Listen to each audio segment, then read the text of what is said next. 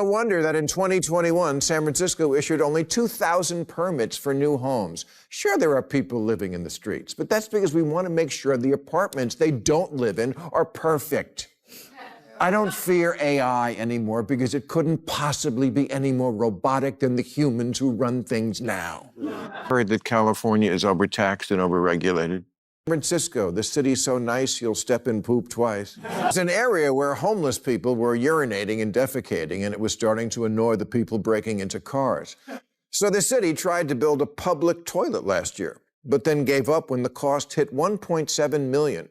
Not $1.7 million for a public toilet system, $1.7 million for one toilet.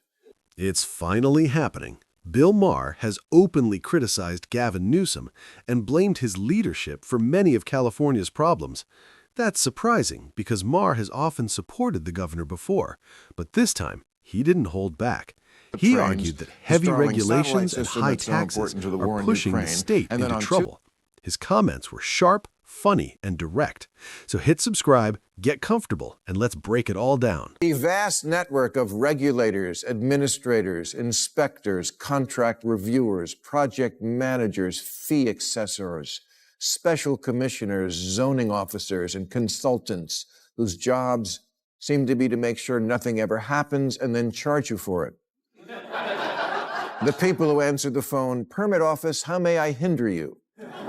Maher first targets the California government's habit of creating more agencies and task forces. According to him, these groups often produce more paperwork than real solutions. Instead of fixing problems quickly, new rules slow everything down. Even a small repair, like fixing a garage door, can require multiple permits, fees, and inspections. What should take a few hours can take weeks. Maher says this shows how the system frustrates ordinary people while government departments keep growing. It feels like San Francisco is actually proud of being impossible. Asked about the toilet, a spokesman for the Department of Public Works said, "We are a city of public input." Okay, but I'm stepping in public output.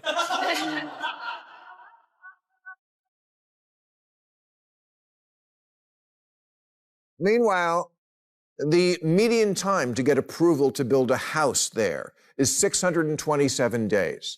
That's 217 days longer than it took to build the Empire State Building. You need 87 permits, 15 from the Planning Commission, 26 from the Public Utilities Commission and the Fire Department, 19 from building inspectors, 17 from the Public Works, 10 related to public spaces, and 1 from a guy in a T-shirt that says Federal Boob Inspector. He then talks about housing in San Francisco. Building a house there is incredibly difficult because of endless permits and approvals. Builders must go through environmental reviews, public hearings, and design checks before construction even begins. By the time they finish the process, they may have already spent nearly 80% of their budget. Maher argues this is one big reason homes are so expensive. Fewer houses get built, prices rise, and regular families can't afford to live there. 15% of workers in America work for the government. That's 24 million people with one shared vision: to fine you if your mailbox is too big.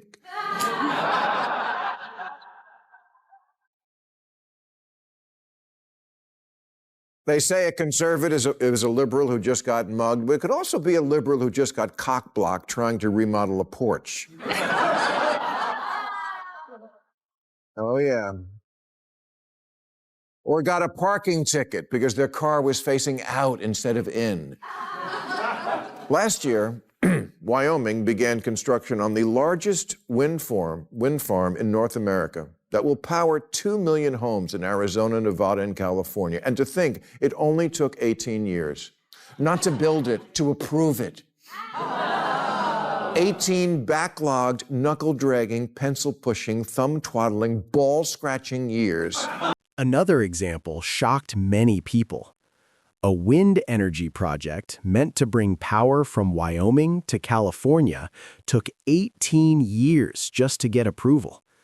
During that time, it faced reviews, hearings, lawsuits, and endless paperwork.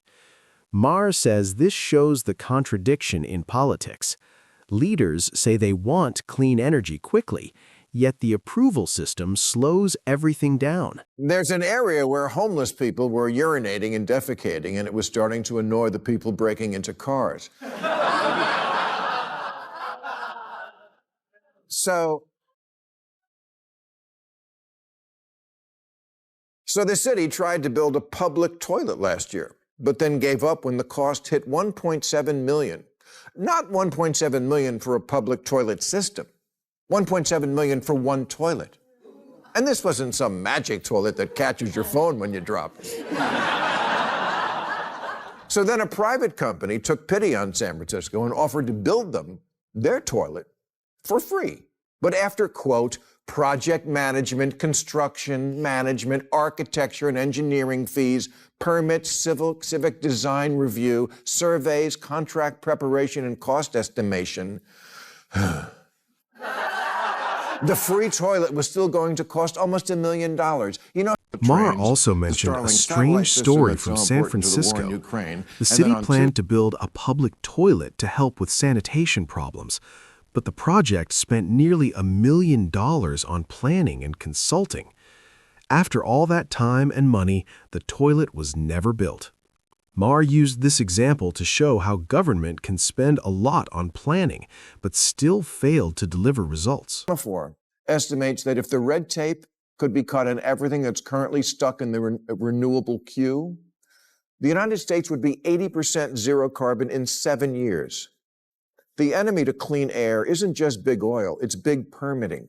It's not that America isn't able to get anything done, it's that we're not allowed to. Of course, there should be consideration of the environment on everything we build, but as so often happens on the left, they seem to have no ability to recognize when they've taken a concept way too far and are in fact hurting their own cause. Maher admits bureaucracy exists everywhere, but he believes states like California go too far. He pointed to strict rules placed on oil companies. High taxes and regulations have made operating there expensive. Some companies, including Phillips 66 and Valero Energy, have even considered shutting down refineries in the state. Meanwhile, drivers already pay some of the highest gas prices in the country. America's become Gulliver, the giant that got tied down with 1,000 tiny ropes by Lilliputians, the horde of little people who do big damage. Build back better, sounds good. So does shovel-ready jobs. Yeah, exactly.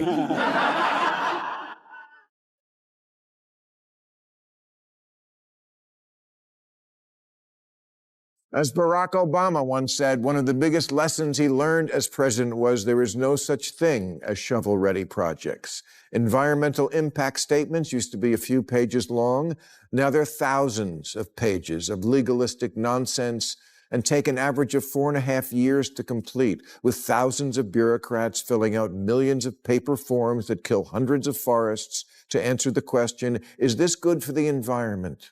Maher used a famous metaphor from the book Gulliver's Travels. He compared governments to Gulliver being tied down by many tiny ropes. Each rule seems small on its own, but together they become overwhelming.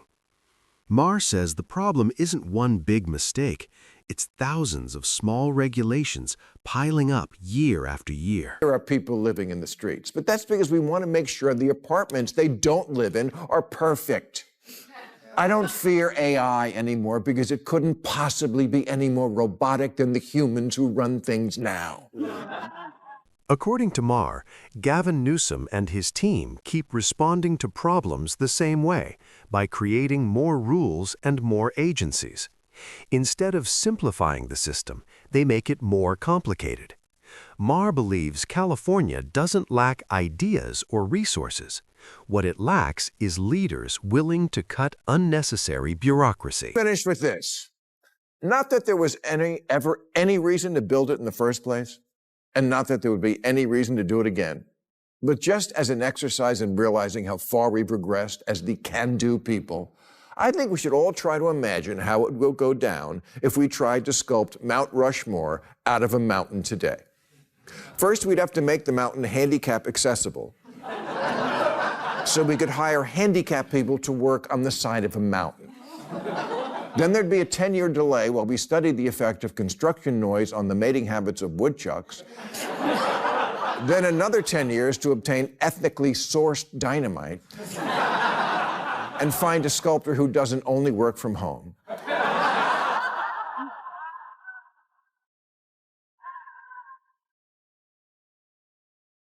And then another 2 years to apologize for being on Indian land. Maher even joked about Mount Rushmore. He said if the monument were proposed today, it might never get built. There would be environmental studies, lawsuits, public debates, and endless paperwork. Costs would explode before any carving even began.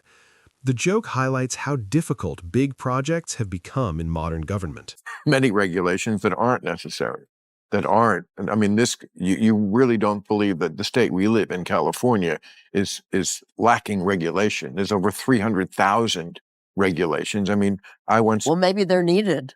They're not.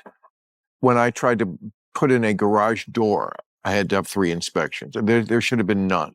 I should be allowed to change my garage door. Are you kidding? Really? It was about a garage door? Absolutely. I'm sorry. Yeah, that is. No, you know this about California. Come No, on. I don't. Well, then I'm sorry. I don't. you've never heard that California is overtaxed and overregulated? That we are a one-party state where there's sort of no checks on that sort of extreme leftism. In the end, Trains, Maher's the Starlink criticism satellite isn't system just that's so about one important to the war in politician. Ukraine. He's And then on pointing to a Tuesday- system that talks about progress, but often struggles to deliver results. From complicated permits to stalled projects, the pattern is clear. California has money, talent, and ambition, but it's buried in red tape. Maher's message is simple. If leaders don't simplify the system, the state's problems will keep growing. And that's it for today's video. If you enjoyed this breakdown, don't forget to like and subscribe. Thanks for watching, and I'll see you in the next one.